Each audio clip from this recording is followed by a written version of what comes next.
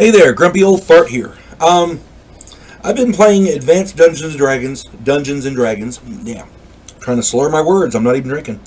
I've been playing Advanced Dungeons and Dragons since the 1970s, and I've been running it since 1979, 1980. By far, the most prolific dragon type players run into in this game is the Red Dragon. Classically, when people think about dragons, this is the type they think of. A fire-breathing engine of pure evil and destruction, hoarding gold and other treasure, and feasting on knights. This is the quintessential dragon people think of. In Advanced Dungeons and Dragons, there are many different types of dragons, some good and some evil. Regardless, red dragons are still by far the most prolific. Red dragons fight with a claw bite in close quarters, but they favor their fiery breath weapons by far. They also have a 4 in 10 chance to use magic spells. They are exceptionally intelligent and must be played as such. They are the most evil of all dragons. I want to talk about their breath weapon. Their breath weapon has been portrayed in different ways in movies and TV series. I don't see a dragon's breath weapon melting steel.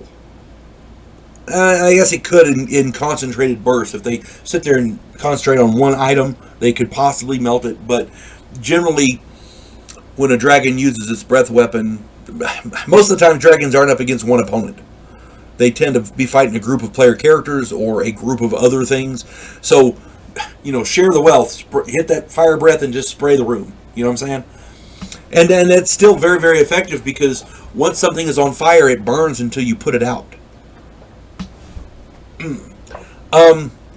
Which, by the way, makes this really great for strafing runs. If you have an army on the ground, a red dragon coming down out of the clouds, and using its breath weapon in a long run across the battlefield, you can kill thousands of people easily.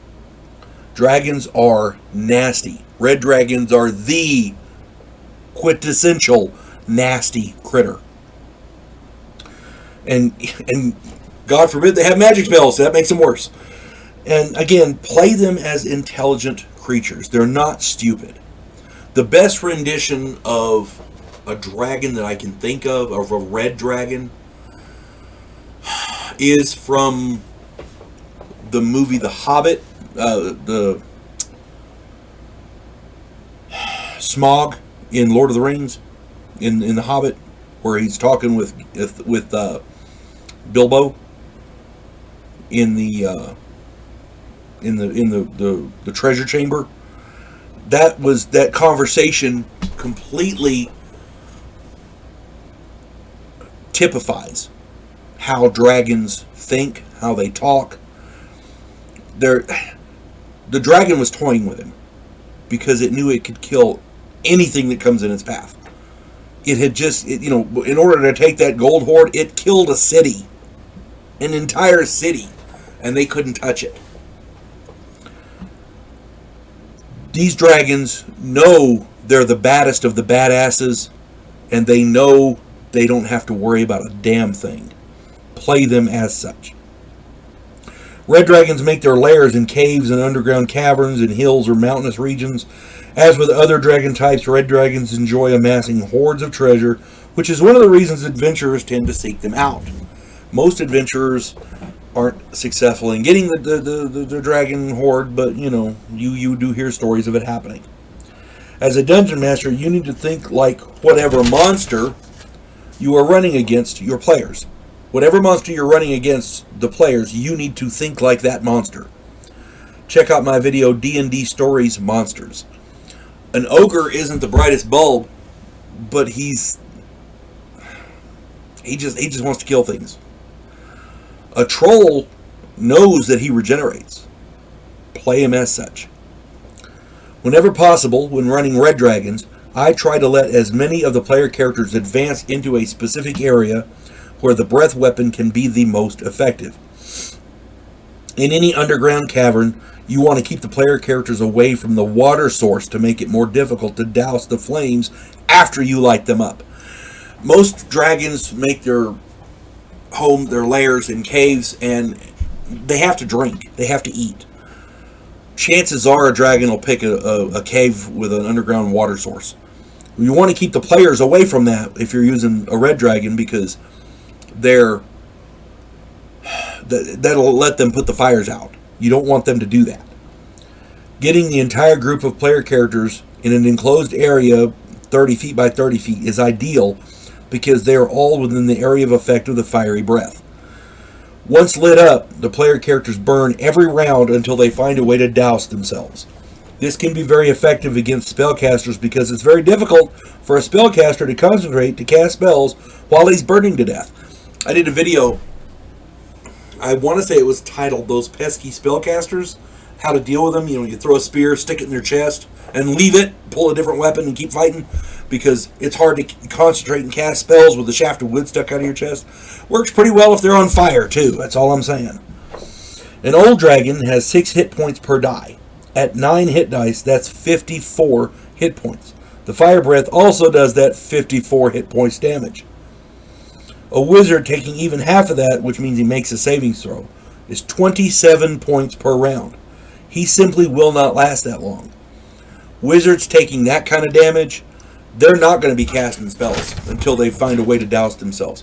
Any dungeon master who ignores the effect of fire on a spellcaster needs to be enlightened. Don't be afraid to retreat as a red dragon. The beast can always return after he's healed up and track the player characters to their camp. I did this in a game and I was called vicious. But see if this doesn't make sense. The player characters were in there trying to quietly steal from the dragon's horde. The dragon was asleep, he woke up, there was a battle. The players actually got lucky on several crits and were starting to win. The dragon breathed fire on everybody, and while they were dealing with that, he took off because he was hurting. He took off, he flew away. He found a secluded mountaintop or something and rested and recuperated. Because dragons heal pretty quick, So the player characters loaded up on as much treasure as they could carry, and they went out and got their horses and mules, loaded them up, and they're hauling ass, or not really hauling ass, but they're heading off back to town with their haul.